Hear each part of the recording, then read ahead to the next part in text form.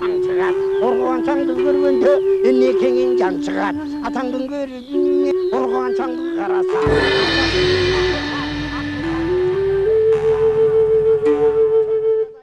Assalamu alaikum урматтуу теле көрүүчүлөр. Кайрадан сиздердин назарыңыздарга башканы коюп Манастайт теле берүүбүздүн кезектеги чыгарылышын тартуулайбыз.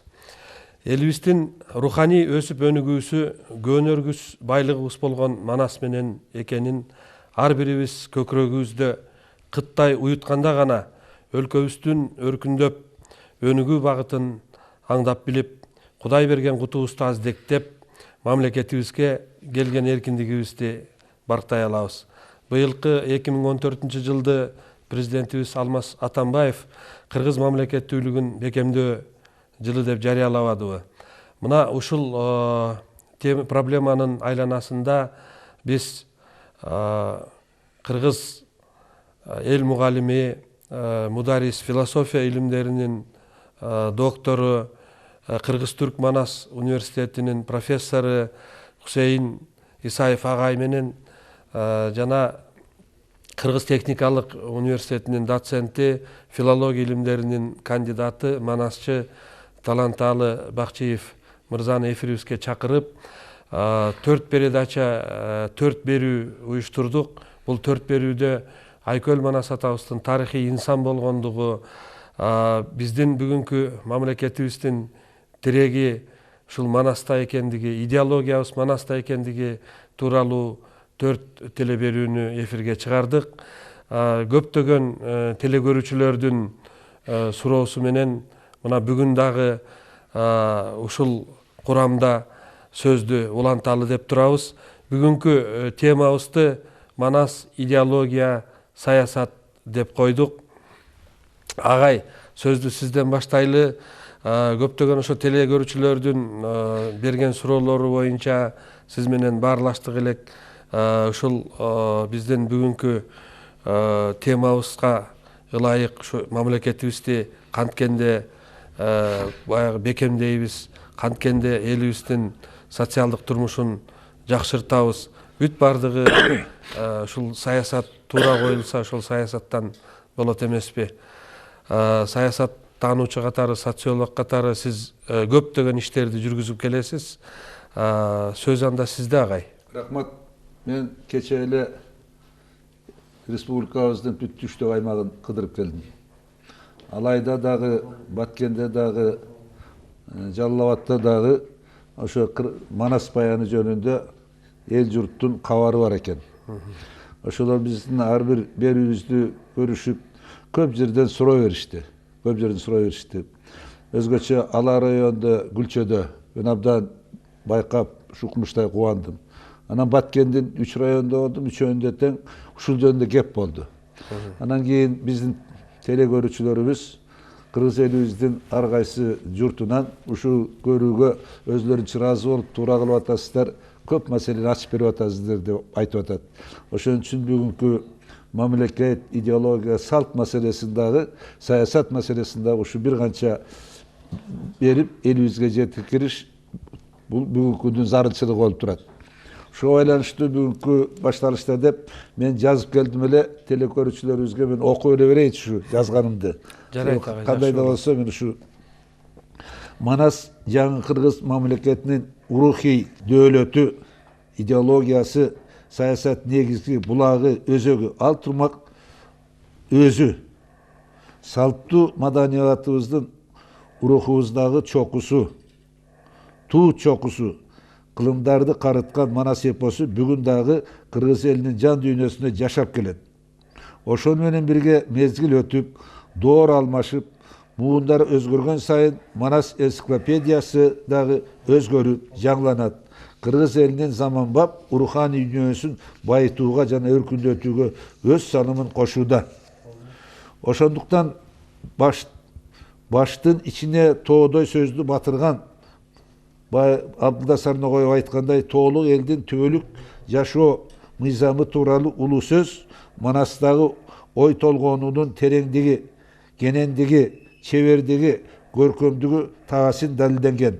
Ошентип Манас чексиз ойдун чепсиз күчү, баалуу менен көп кылымдардан кийин азаттыкка жетишкен кыргыз мамлекетинин заманбап өнүгүшүнүн акыл таанымы, улуттук аң сезимдин омоктуу ойлор, дилдер булагы, мекенди бекемдөөнүн, өркүндөтүүнүн, коргоонунун түздөн түз салттары, ураандары, кыялдары ушунда камтылган. Демек, Манас аркылуу биз өз акыл эс көрөнгөбүзгө ээ болуп, өз туу сезимдерибизге чулганабыз, оролобуз. Манас аркылуу биз бардык баскан жолубузда баштан кечирген табылгаларыбыз менен жоготууларыбызды да салмагын өлчөп билебиз. Манас аркылуу биз азыркы жана андагы замандардын өңүтүнө баа таштайбыз. Бу ушул кириш сөздү айтуу менен бирге акыркы жылдарда ушуларды чечмелеген бир топ китептер пайда болду. Мен ошо китептер жөнүндө, макалалар жөнүндө бир экөө сөз айтып берейин. А дегенде биз ушу Кыдырбаева Раиса эжебизди айткым бар. Бул ушу албетте орус тилинде жазылган, бирок ошо орус тилинде жазылган китептердин баардыгында тең мен жогоруда санап өткөн нерселердин баары камтылган. Акыркы китебин «Начало было слово» деген мына китеби турат. Ушу китебин дагы өрүчүлөр көргөзүп, ушул эжебиздин жасаган иштери Манас атабыздын чыныгы колдоосуна ээ болуп жатса керек. Андан кийин дагы Акмолдоева Шайлоо деген эжебиз бар. Анын дагы китептери жарыяланып, Манас жөнүндө ушундай нерселерди айткан эле. Өтүп кетти Имел Молдобаев деген мыкты Манас таануучубуз бар эле. Ал ушу Манас атабыздын дүйнөлүк руханий дүйнөгө тийгизген таасири жөнүндө бир эмес эки китепти жазды эле. Көз өтүп кетти. Арбага колдосуп. Анан азыркы күндөрдө Эсеналы Абдылдаев Манас атабыздын Манас эпосунун эл аралык деңгээлдеги аябай мыкты жазган киши. Анан азыркылардан Бектур Исаков, кыргыз эл мугалими, Таластын кулуну, мына ушул Манасты кантип үйрөнөбүз, Манас кантип калыптанды деген кыргызча китептери бүгүнкү күнү ар бир окуучунун сүйгөн китептеринен болот. Анан кийин Таланталы Бакчиев бул Манас таанууда Манасчы катары жана Манастын теориялык тарыхы изилдеген эң мыкты изилдөөчүлөрүбүздөн биринин катарыбызда отурат, сыймыктана турган жигитибиз, кыргыз өзөгү Саясат жана Манас деген китептин автору. Бул жерде Саясат жана Манас деген китепте биз бир гана маселени бул жерде чагылдырылган. Ал Манаска эпосуна тийгизген дүйнөлүк диндердин. Анан кийин бизди колония кылган мамлекеттердин, орус мамлекетинин, анан Совет доорундагы саясаттын Манасга тийгизген таасири жөнүндө болот. 1952 жылдагы салтанаттуу окуяга, салтанаттуу деп айтып атканым мына ошондо Совет доорунда биринчи жолу Манас элдик болуп, жалпы моюнга алууга аргасыз болушкан. Мына ошолордун баардыгын тең Таланталы Бакчиев могу китебинде аябай жазып чыккан. Анан кийин мынакей бул жерде эч ким айтпасын, тиги мактанып атат деп. Темирбек Токтогазиев биринчи жолу мына ушундай китебинде Айкөл Манас атабыз тарыхый инсан экендигин, ал Манас атабызда чексиз ойдун чепсиз күчтөрү бар экендигин, ушулардын баарын жарыялаган. Бул өзү биздин телеверүүчүгө эң чоң нерселер болот. Анан дагы бир нерсе мен мактанып айта турганым Советбек Байгазиевдин жаңы чыккан китеби. Мына Советбек Байгазиев биринчи күнү бүгүнкү биздин руханий дүйнөбүзгө энциклопедиялык ой жүгүртүүнүн мастери, лидери деп айтсам болот. Мына сүрөтү дагы бар. Мына бул китебин Манас эпосунун руханий, адептик, философиялык, патриоттуулук улуу дөөлөттөрү жана педагогикалык асыл нактары деп аталат. Демек бул китеп жөнүндө мен ойлоймун, биздин берүүлөрдө мунун мазмунун ачып даңазалайбызга деп ниеттебиз. Анан кийин эми эл журтка биз белгилүүбүз, бирок ошондой болсо дагы Манас атабыз жөнүндө бир канча мен макалаларым жарыяланыптыр. Мен ошону китеп болуп чыга элек, бирок ар кайсы гезиттерге, журналдарга чыгыптыр. Мен аттарын атап коеюн. Жашасын манасизм же мамлекетти түп тамырынан бери жаңылоонун зарылчылыгы деп макала жарыяланыптыр. Манас энциклопедиясы же улуттук идеологиянын учугу кайда деп макала жарыяланган экен. Андан кийин мамлекеттик идеологиянын өзөгү Манаста камтылган деп жанагы макаланын жообу катары чыгарылыптыр. Анан Манастын духуна таянсак, geleceğimiz gen, ertenkimiz işenimdi bolot деген makala jarıylangан eкен. Andan keyin Manas atabız ulu insan, çeksiz oyun, çepsiz gücü dep бұл өзүмдүн o kitabıma жазган pikirde жана кийинки макалалар жазылыптыр. Демек бүгүнкү күнү Manas атабызды тарыхый инсан катары, жаңы мамлекетти түзүүчү улуу данышман катары, жаңы армияны таптап Кыргыз мамлекетин тарыхта даңазалаган Кытайды басып алып мынакей четки бешимге барып канша айланганы мына ушулардын баардыгы тең Манас атабыздын урухий дөөлөтү, батырлык мамлекетке болгон Кыргызды бириктирүүдөгү бүтүндүгүн сактаган, ынтымагын сактаган, алардын урухий дөөлөтүн гүлдөткөн Манас атабыз жөнүндө мынакы берүүлөрүбүз жаңыча болот го деген пикирдемин. Жүргөлгөн тумсукта, кең Кырымдын оюнда, Кара деңиз боюнда, оргулорго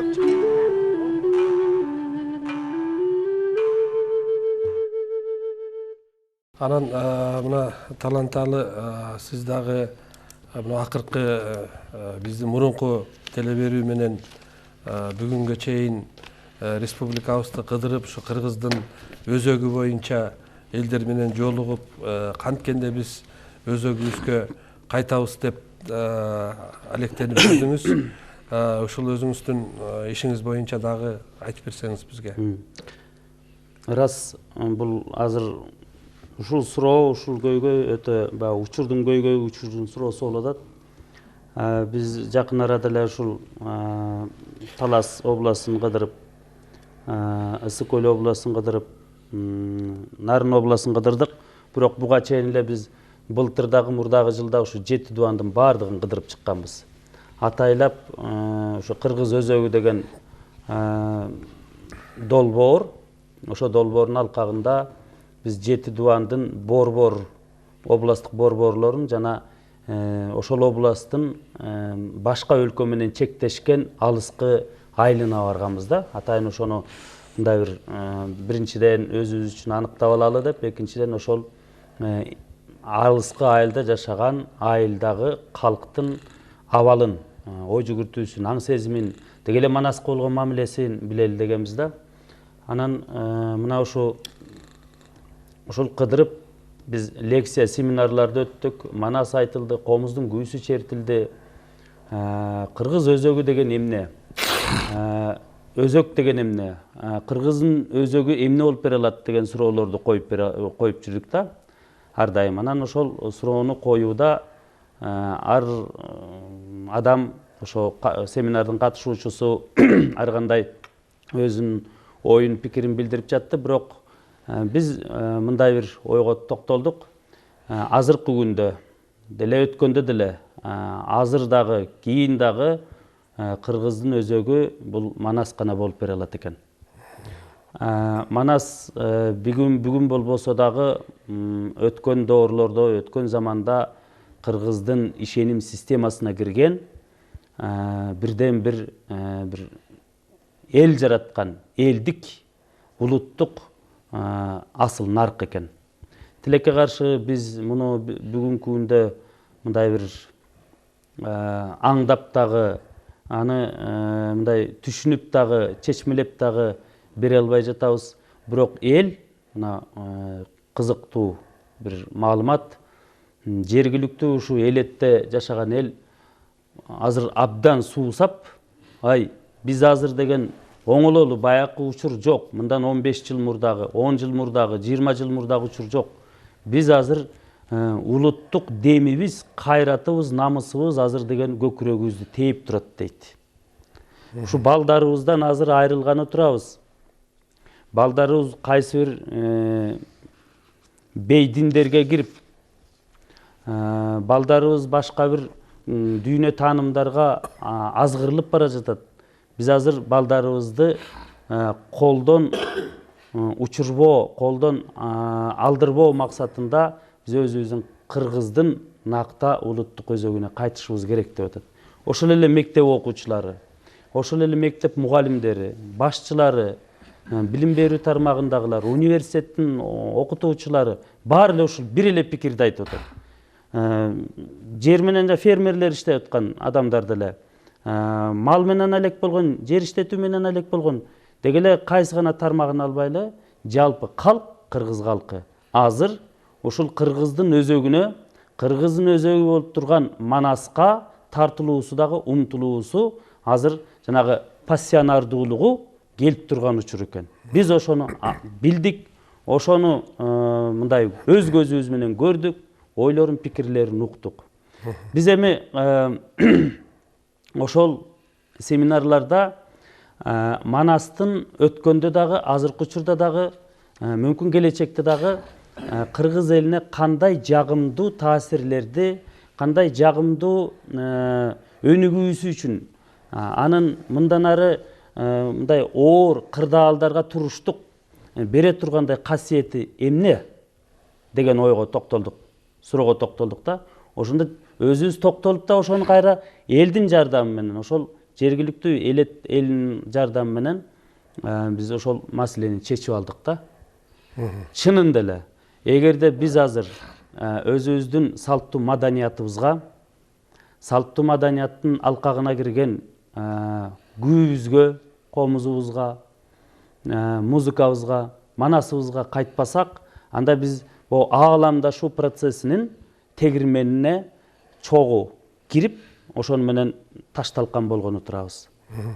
Бул айтканыңыз туура, себеби бир кезекте мына Советтер Союзунун убагында аны мурда дагы биздин манасчы аталарыбыз эл кыдырып, элдин ошол өзөгүнө жандырып, тоосуна жандырып, Манас атабыздын баягы Манас эпосундагы негизги идеяны ошол элге таратып келген болчу да. Анан бүгүнкү күндө сиздердин ушул кыргыз өзөгү деп анан атайын топ түзүлүп, анын ичинде комузчу, манасчы, ырчы, саясатчы болуп, анан элди кыдырып, ушул элди баягы өзүнүн нукура өзөгүнөн чыгып кетпеш үчүн аракеттенип жүргөнүңүздөр бул чоң ийгилик иш болуш керек деп ойлойм. Ошол эле мезгилде биздин бүгүнкү күндөгү жашоонун баалуулугу чыны менен эле батыштын маданиятынын келүүсү менен кандайдыр бир өзгөрүүлөргө учурап атканы байкалып атат. Анын үстүнө биздин мамлекетибизде могу акыркы эле бир 10-15 жылдын ичинде кайра революция болуп, улам митингдер болуп, элибиздин демократия деген сөзгө жамынып алып, элибизде ошо демократия эмес, нукура демократия Манаста болгонун, Манас атабыздын убагында болгонун биз эпосту окуганда көрөбүз да. Бирок кандайдыр бир элди, жаштарды өзгөчө улуттук баалуулуктардан чыгарып, кандайдыр бир материалдык бир нерселерге тартып аткандай, ошол материалдык нерсенин артынан бүгүнкү күндө нукура баалуулугубузду Кудай Таалам тарабынан адам баласына жашоо бир эле жолу келерин, ошол бир келген жашоодо Кудай бизди кыргыз кылып жараткандан кийин биз ошо өзүбүздүн өзөгүбүздө, өзүбүздүн баягы тегирменибизде айланышыбыз керектигин унутуп, башка бирөөнүн тегирменине кирип кетип атабыз да. Ушул жагынан сиздердин жасап аткан иштериңиздер чоң деп ойлойм. Жер өлгөн тумсукта, кең Кырымдын оюнда, Кара деңиз боюнда, оргулорго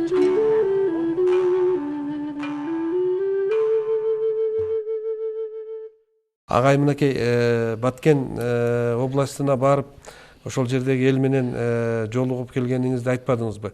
Элдин ошол Баткендеги жаштардын деле проблемасы ушул талант айткандай Талас көлдөгүдөй элеби же башкачараак бекен? Кандай?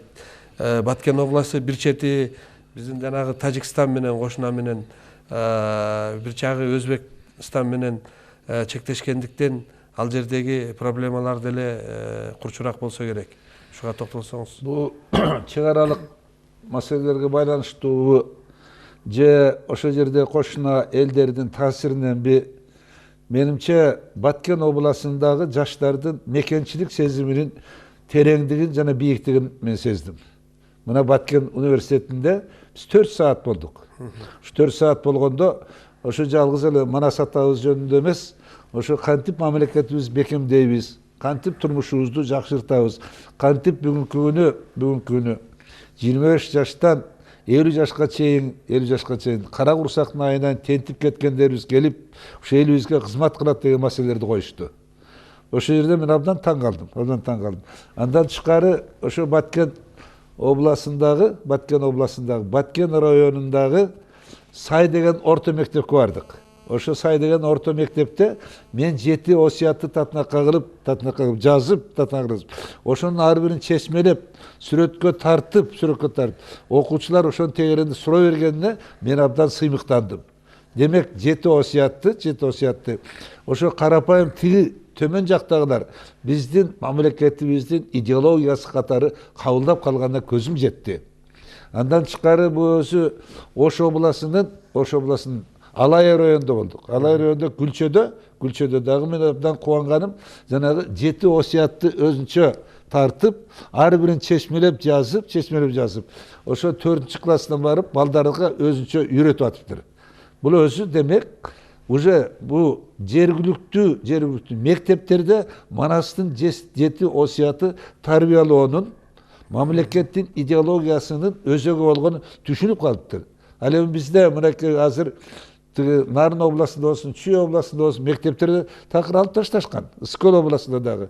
Демек бүгүнкү күнү биздин төмөн жагындагы эл журтубуз, мектептин окуучулар ушуну түшүнүп калыптыр. Андан тышкары биз мынакей Жалал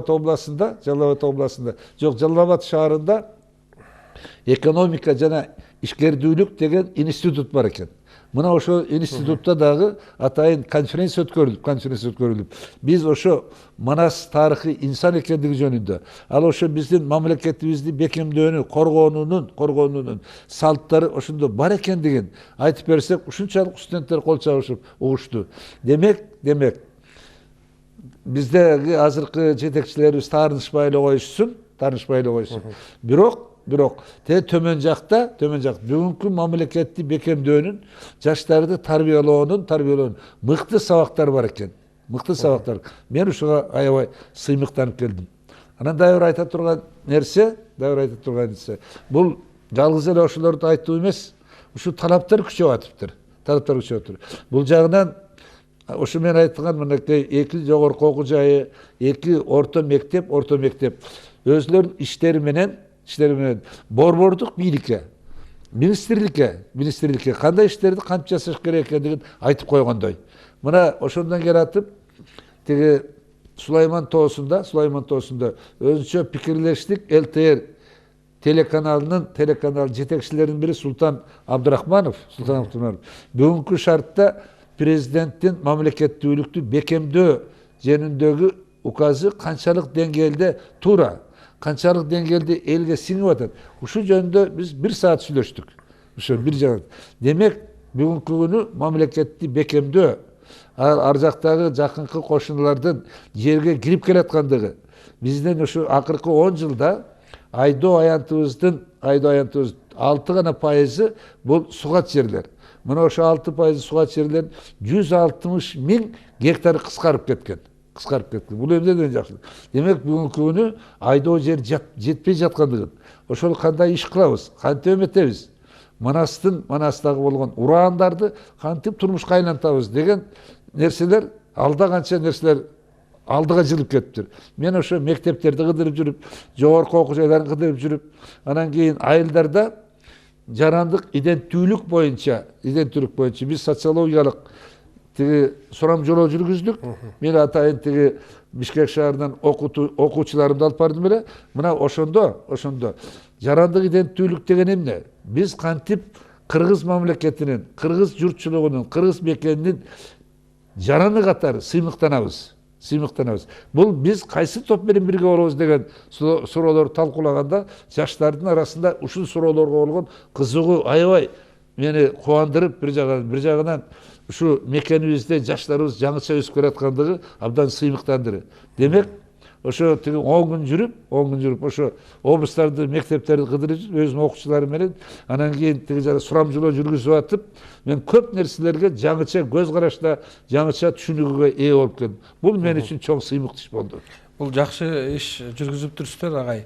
Бул бир жагынан биздин элибиздин, жаштарыбыздын келечекке болгон умтулуусу эмнеде экенин, анан ошол эле мезгилде мамлекетибизди кандай кылганда бекемдеп ушул өзүбүздүн кыргыз экендигибизди, кыргыз мамлекетинде жашап атып, биз менен коңшу жашаган, биз менен аралашып жашаган башка улуттар менен дагы ынтымакта жашоонун жолдору эмнеде экендигин тактаган турбайсыздарбы? Өзү негизи жана ошол түштүктөгү мектептерде Манас атабыздын 7 осуяты илинип, чечмеленип, ошол сабак өтүлүп жатат деп айтпадыңызбы? Мунун эң эле баягы биринчи осуят катары бул эл журттун ажырагыс ынтымагы, биримдиги, бир жакадан баш, бир жеңден кол чыгаруу деп аталат да. Анан биздин республикабызда 80ден ашык ар кайсы этностордун кошулмасынан биздин мамлекетибиз жаралганда, анан ушул тейден алганда бүгүнкү күндө ошол түштүктөгү ынтымак маселеси, себеби биздин тарыхыбызда, жакынкы эле тарыхыбызда эки жолу баягы этностор аралык кагылышуу болбодубу? Анан бүгүнкү күндө ушул жагына кандай көңүл бурулат экен, ушуга токтолсоңуз. Бул жерде Манас атабыздын 7 осуяты жөнүндө дагы бир жолу биздин телекөрүүчүлөргө окуп берип коеюнчу. Себеби мен ошол жерден көрүп, анан жанагы биз менен пикирлешкен жаштар ошонун маңызына түшүнүүгө, ошонун күндөлүк жашообуздун эрежесине айлантуу аракети бар экендиги мени абдан кубандырды. Ошон үчүн мен биздин көрүп угуп аткандарыбызга Манас атанын 7 осуятында да эл журттун ажырагыс биримдиги жана бир жакадан баш, бир жеңден кол чыгарган биримдик. Мына бүгүнкү Кыргыз Республикасынын президентинин мамлекетти бекемдөөдө биримдик, ынтымак, бүтүндүк маселеси коюлган. Демек, бул бүгүнкү мына 21 кылымдын башталышындагы президенттин жаңы мамлекетти бекемдөө менен Манас атанын осуятына биринчи маселе коюлуп атат. Андан экинчи осуятында улуттар аралык ынтымак, достук жана кызматташтык. Мына бул маселе дагы Кыргыз Республикасынын 2013-2017 жылдардагы стратегиялык өнүгүүсүндө ошондой эле дайыр концепция кабыл алынган. Ошол концепция кабыл алынган боюнча менимче өзүнчө китеп болуп чыкканын же осы журналдар кездер жарыяланганын уга элекмин. Мына улуттар аралык биримдик жана жергиликтүү бийликти күчөтүү жөнүндөгү маселе коюлган. Мына ошо концепцияда. Мына ошол маселе Манас атанын осуятынын экинчи пунктунда жазылып туруп атат. Үчүнчүсү улуттук ар намыс жана атуулдук ариет.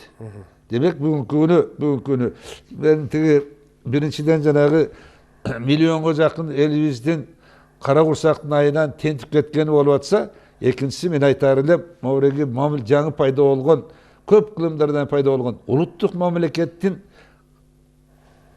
бул улуттук мамлекетибиздин эртең кандай болот, кантип жашап келет деген мекенчилдик сезимдин аз болгону атат да. Чын-чынына келгенде кыргыз элинин жерин гүлдөтө турган кыргыздар жана ошо кыргыздардын арасында жашап аткан этностор, улут эмес этностор. Ошондой эле жанагы жыргап кетишкен жер жок, чет мамлекет жашап жүргөнү. Албетте анча-мынча тыйынды ата-энесине жөнөтүп атат. Бирок канча балдар атасыз туулуп талаада калып атат. Канча балдар ушунчалык кыйын акыбалга калып атат. Мынакей 13-жылы канча адам өлгөндүгү белгисиз, бирок 100 өлүк келди го. 100 өлүк. Бул эмне деген кайгылуу, эмне деген нерсе. Ошон үчүн могу жердеги ошо улуттук ар намыс жана атуулдук ариет маселеси эң зарыл болуп турат.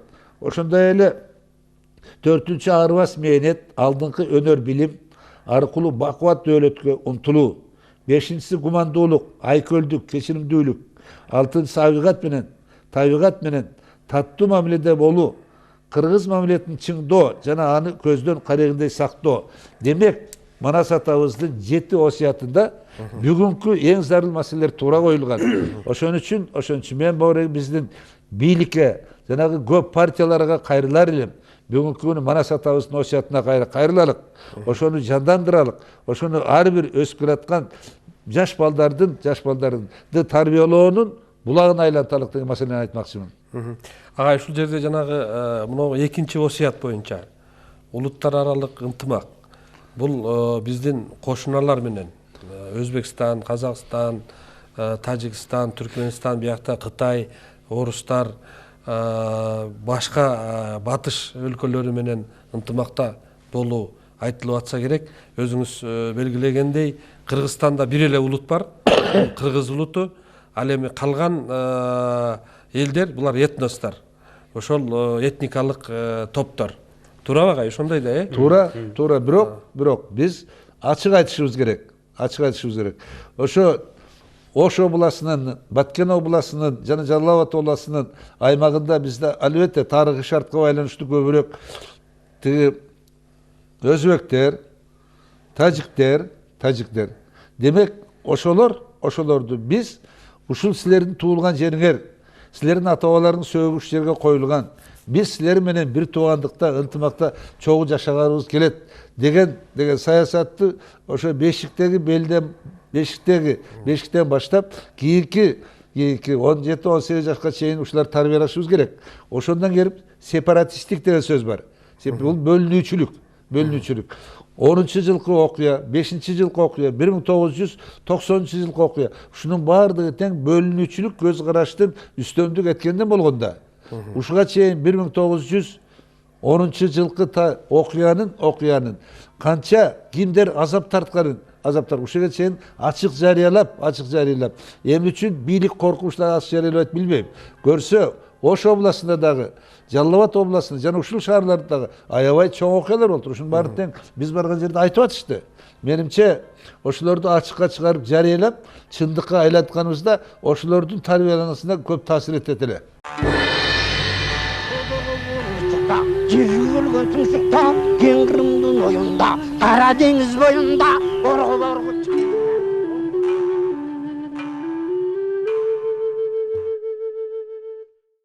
Ушул маселеде Манас эпосунда жакшы каралганда, себеби Манас атабыздын чоролору анан кайсыл гана жерге барып, кайсыл гана элге барбасын, ал ошол элге астейдил мамиле жасоо айтылган. Таланталы ушул маселени бир аз өркүндөтсөңүз. Эми мен оболу бул жети осуят тууралуу азыркы жети осуяттын аткарып аткан кызматы деги эле элдин буга болгон мамилеси азыркы тапта ушуну айтып, анан ушу Манас дастанына кайрылып өтөйүн.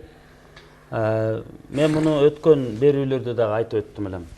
Бүгүнкү күндө биздин айрым билим берүү тармагында иштегендер, бийлик башында иштегендер Манастын жети осуятын бул Акаевдин менчигиндей көрүп, Акаевдин табылгасындай көрүп, анан Акаев өзү мамлекеттен кеткенден кийин, качкандан кийин, демек бул ошого гана таандык экендиги, анан бул кыргызга эч кандай тиешеси жок экендигин мындай бир айтып, пикирин билдирип жүрүшөт да. Манастын жети осуяты бул Акаевдин менчиги эмес. Бул элдик, бул Манаска таандык. Ошон үчүн эч муну жийиркенбестен, мындан тартынбастан, муну биз турмушка ашырышыбыз керек. Раз Акаев муну мындай демилге көтөрүп, ошол учурунда буга баа бериш керек, калыспай бериш керек. Акаев ошону демилге катары көтөрүп, бизге элге тартуулаган. Тилекке каршы алып чыккан. Тилекке каршы аны учурунда биз түшүнүп түшүнбөй, баалап баалай албай, ошол ара жолдо калган. Бүгүнкү күндө болсо, мен ушул жерлерди кыдырып жүрүп түшүнүп атам, биздин элет жергесинде жашап жаткан калк азыркы Манастын жети осуятын, Манастын өзүн кабыл алууга даяр экендигин. Бар болгону, мына алардын суроолору ушул болуп атат да, мына агай дагы ошону айтып өттү. Алардын суроосу, алардын маселеси ушунда болуп атат. Ушуну элге, калкка сиңирүүгө, ошол эле окуучуларга, орто муунга, жаш муунга тартуулоо үчүн механизмдерди иштеп чыккылачы деп атат. Технологиясын иштеп чыккылачы дейт. Биз ошону иштетели да сиңирели деп атат. тилекке каршы азыр эл түшүнүп, эл азыр бийликке караганда эл сабаттуу, эл билимдүү болуп калды. Эл жетилип калды.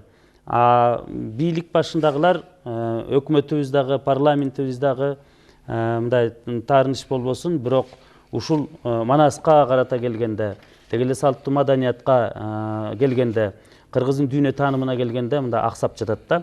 Эми Манастын өзүнө кайрыла турган болсок, Манас эпосунда абдан көп мисалдар бар. Орчундуу өзөктүү окуяларда да бар, майда окуяларында дагы бар. Белгилүү бир каармандардын өмүр баянында, турмушунда чагылдырылат. Себеби Манаста өзүндө жана кырк чоросу дагы дегеле Манаска кирген, Манастын ураанын чакырган, кыргыздын ураанын чакыргандардын дээрлик бардыгы деген ар улуттан, ар уруудан болгон.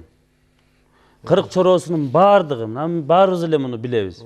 Жанагы кулаалы таптап куш кылдым, курама жейип журт кылдым, телиген таптап куш кылдым, тентиген жейип журт кылдым дейт.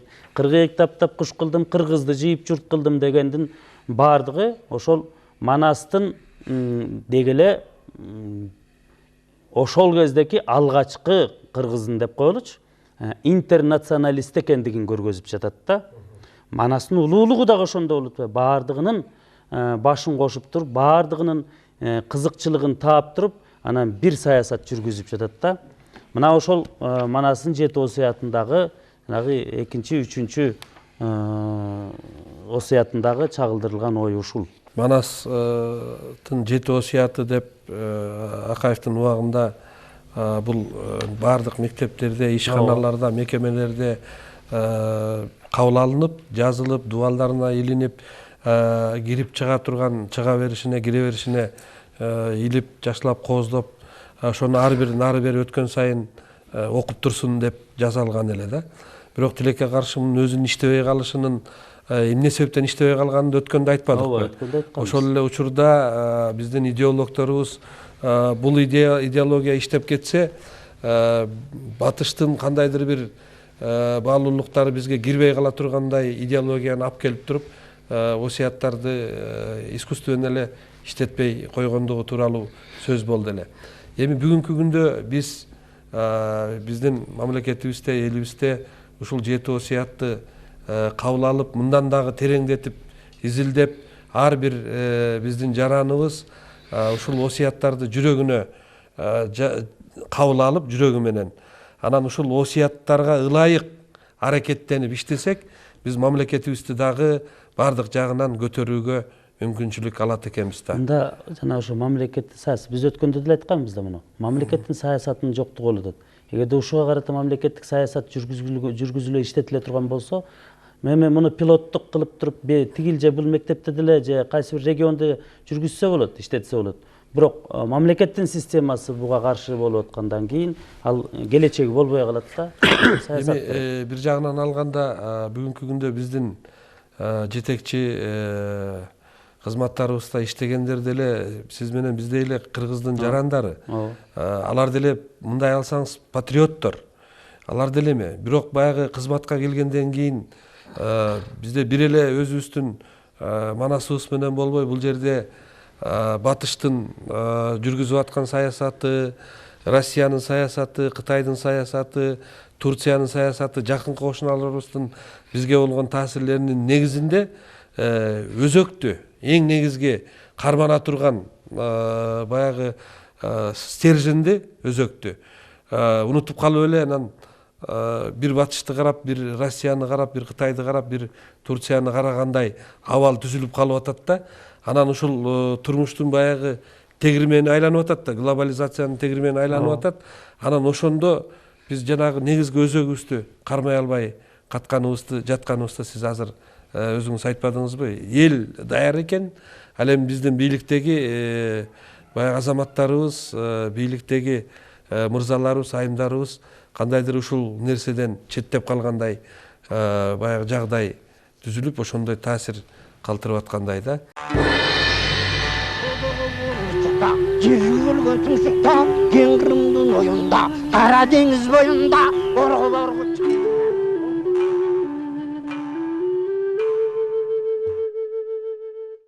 ага айтсаңыз ушундай да биздин мына жетекчилерибизге кандай таасир бере алабыз? Алардын дагы ушу эл менен бирге кайра жуурулушуп ушул идеологиянын өзөгү катары Манаска кайтуусуна кантип таасир бере алабыз? Темирбек мырза сурооңо жооп берип атып мен айтайын. Биринчиден бу жана мен кириш сөзүмдө айттым Бектур Исаков жөнүндө. Бектур Исаков ушу 7 осуяттын маңызын, мазмунун жана аны окутуунун методикасын бүтүштөп чыккан улуу инсан. Экинчиден бу жаныбызда жүргөн бирок баркталбаган Мавжигиттин 2 китеби бар. Манас окутуунун ыкмаларын жазып чыккан. 7 осуятты чечмелеген. Анан кийин жаңы китеби деп мынакей биздин замандашыбыз Советбек Байгазиевди айтты, мына чоң китебинде мына жанагы 7 осуяттын ар бири чечмеленген. Осуят деп айтылбай туруп эле педагогикасы, руханий дөөлөтү. Ошон үчүн бизде материал даяр. Мен жана барган 2 мектепте 3 жогорку окуу жайында ушул маселелерди талкуулап, мындай төмөн жакта даяр экен. Иш жүргүзүлүп атыптыр. Ошолордун тажрыйбасы мынакей Алай районундагы Гүлчөдө, Баткен районундагы Сай мектебинде барып көрсүнчү жетекчилер кандай сонун иштер жасап атышкандыгын. Бул биринчиси. Экинчиси, биз кантип таасир этебиз? Мына парламенттик башкарууга өттүк. Республикада 88 партия бар деп ооз көптүрүп айткан кыйынбыз. Бирок ошолордун партиялардын арасында Кыргыздын, Манастын жан дүйнөсүн, рухий дөөлөтүн идеологиясын негиз кылып алган бир да партия жок да. Жогорку кеңештин партия жөнүндөгү мыйзамы дагы улуттук эмес. Кыргыздын кыргыз мамлекети кызыкчылыгы үчүн иштебей турган мыйзамдар. Ошону ойлоштуруп көрбөйбү? Партия дегендин идеологиясы болуш керек. Ошо идеологиясын элге түшүндүрүп, ошонун негизинде бийликке аракет кылыш керек. Жок, антпей бүгүнкү күнү добуштун баарын сатып алып атат да. Бекеринен президент өткөндө коргоо кеңешинин заседаниясында, орусча айтайын, жыйынында 2015 жылкы шайлоонун кантип өткөрүлөт? Эң башкы маселе тизмелерди тактайлык деди. Мен айтмакмын президентке, дегенде идеологияны тактайлык. Биз жогорку кеңешке айтып, партия жөнүндө жаңы мыйзам кабыл алынсын. Мына дүйнөнүн баардык өнүккөн өлкөлөрүндө 2 же 3 партия бар. Япония алыңыз, Америка Кошмо Штатын алыңыз, Германия алыңыз. Демек Кыргызстандын шартында да 3 гана партия болуш керек. Жана ар бир партиянын идеологиясы негизи кыргыз мамлекети кызыкчылык туруш керек. Мына ошо кызыкчылыгына жараша анан бийлик аракет кылыш керек. Андай кызыкчылык жокпу? Мына социалисттик партия деп коебуз. Социалисттик партия бүт түп тамырдан бери эч кандай социалисттик идеяны колдогон жер жок. Анда социалдык идея болуш керек. Азыр социал-демократиялык партия бийликтин ээси, президент дагы, жогорку кеңеш дагы, аткаруучу бийлик дагы, жана сотту дагы. Социал-демократтык партиянын идеологдору бул маселеге кайрылыш керек. Мына бизге келсе, биз окута алганларды эмне кылыш керек экендигин. Демек бүгүнкү күнү биз маселени түп тамырынан бери коюп, 2015 жылды шайлоодо тизмени тактасын. Бирок идеологияны тактайлык. Идеологиянын негизинде, жогорку кеңеш жаңы партиялар жөнүндө жаңы мыйзам кабыл алышсын. Жана партияларды ошо жаңы мыйзам негизинде ошо. Бүгүнкү күнү акча, бузукулук, уурдагандык таасир этип атат. Ошондон келип алып туруп, акча бергендер соттош керек, кармаш керек. Биз ушул жерде сөзүңүзгө аралды, ушул жерде дагы бир маселе чыгып атат да. Бүгүнкү күндө партиялар, бийликке келген партиялар, парламентке өткөндөр, бийлик структураларын бөлүп алышкан да. Мисалы үчүн прокуратура Атамекен партиясыныкы, тигел Ар намыс партиясыныкы, Маданият дагы ушундай кылып туруп биздин тармактардын баары партияларга бөлүнгөн. Бирок ар бир партиянын өзүнчө идеологиясы бар, өзүнүн максаты бар. Анан ушундай жагдайдан алганда биз жанагы Крыловдун тамсилиндегидей биз бир Кыргызстанды ар кайсы жака тартып аткандай таасир калтырат экен да.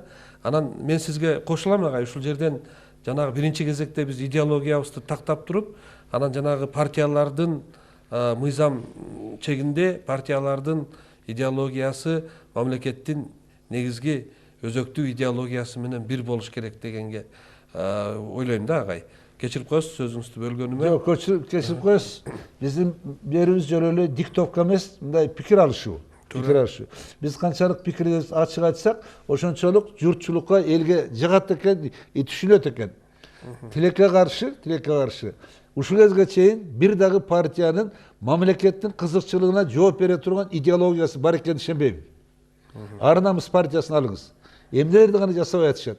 Биринчиден, Ар намыс партиясынын бүгүнкү жетекчилери Советтер Союзу тааруудай тарап, Кыргыз мамлекеттиги азаттыкка чыкканда, Кыргыздын өнөр жайынын талкаланышына, ошондо болгон самолеттун жана башка техниканын сатылышынын башында турушкан болчу.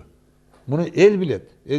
Ошондон кийин эмне үчүн келип алып туруп, майлуу жерди, акчалуу жерди, талкандуу жерди тарашып атышат ал партиялар. Эмне үчүн? Өзүнүн идеологиясы жок. А бирок эптеп көбүрөөк байланыш керек, көбүрөөк акча алыш керек. Ошо менен эмки келе аткан шайлоодо элдин добушун сатып алыш керек. Эгерде бүгүнкү күнү биз мамлекетти бул жагынан бекемдеп, идеологиябызды тактап, тартибибизди, мамлекеттик тартибибизди орнотуу боюнча 2015-жылкы шайлоодо биз дагы мамлекеттин кызыкчылыгын көздөгөн адамдарды бийликке алып келе албайбыз. Ошон үчүн биз бүгүнкү күнү идеология маселесин, мамлекеттик тартипти, мамлекеттик мыйзам ченемдүүлүктү биринчи орунга коюшубуз керек. Ошондон келип алып туруп, биз 2015-жылдагы шайлоого, саясий окуяларга даярдыкта байрабыз. Бүгүнкү күндүн Кыргыздын мамлекетинин кызыкчылыктарын, маңызын биринчи орунга коюп туруп, бул чечүүчү маселе. Мынакей 24-жылга баратабыз. Азаттыкка ээ болгонубуздун. Бул өзү уят да. 100% элибиз билимдүү, туурабы? Канчалык биздин академиктерибиз бар, академия илимибиз бар. Ошон үчүн биринчиден кайсы идеяларды биз алып чыгабыз. Мына жаңы академиянын жаңы жетекчиси абдан жакшы иш кылып атат, коомдук илимдери. Муну ачык айтышыбыз керек.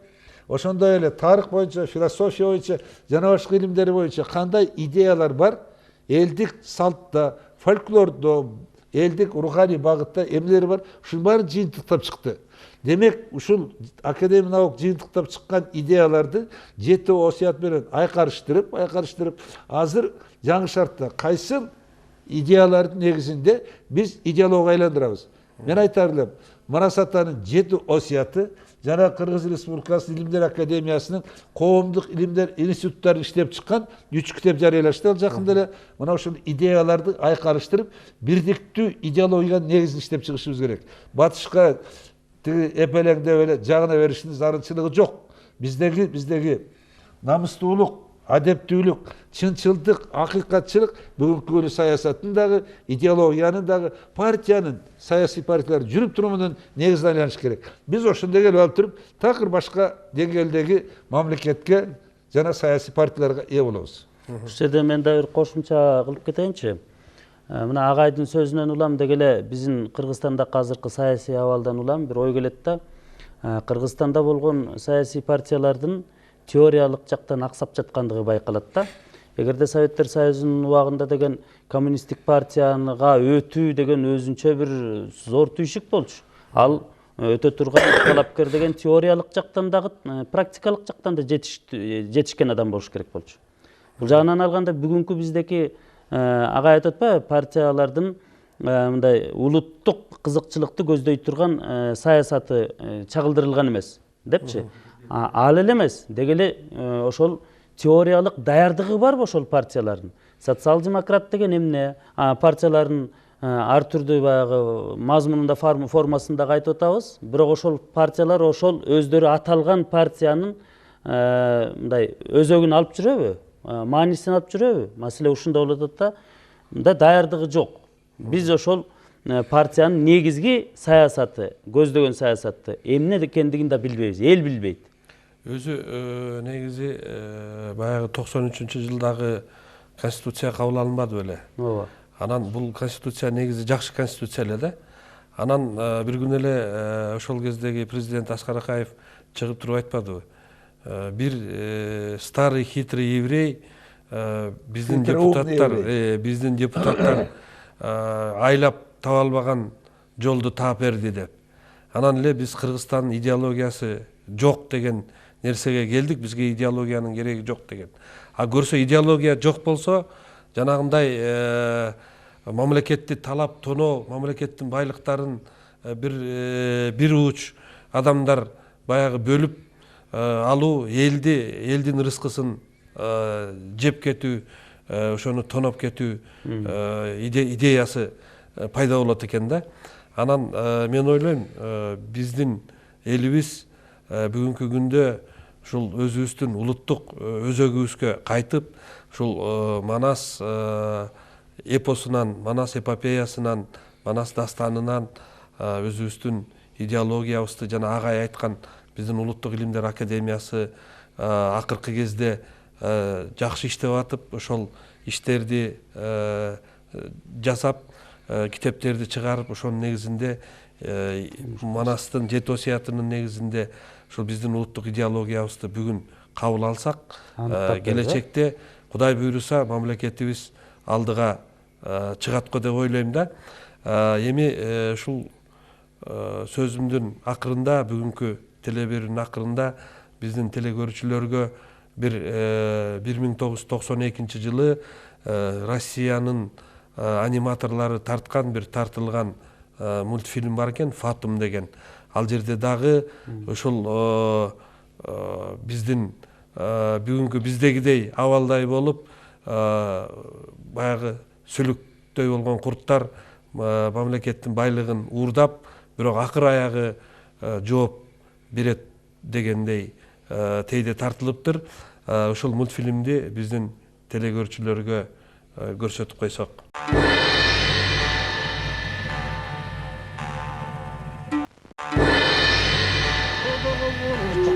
Жер өлгөн тумшукта, кең Кырымдын оюнда, Кара деңиз боюнда, оргулорго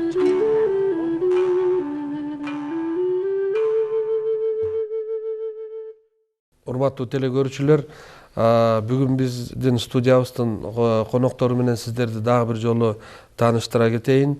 Философия илимдеринин доктору, мударис, Кыргыз-Түрк Манас университетинин профессору Кусейин Исаев агай болду. Ошондой эле филология илимдеринин кандидаты, Кыргыз техникалык университетинин доценти, белгилүү манасчы Таланталы Бакчиев болду. Кийинки телеберүүбүздө биз саясат темасын коюп, ушул Манастагы идеяларды кантип ишке ашыруунун саясатын талкуулайбыз. Ушуну менен бүгүнкү телеберүүбүз соңуна чыкты. Кийинки көрсөтүүбүздө жолукканга чейин саламатта туруңуздар.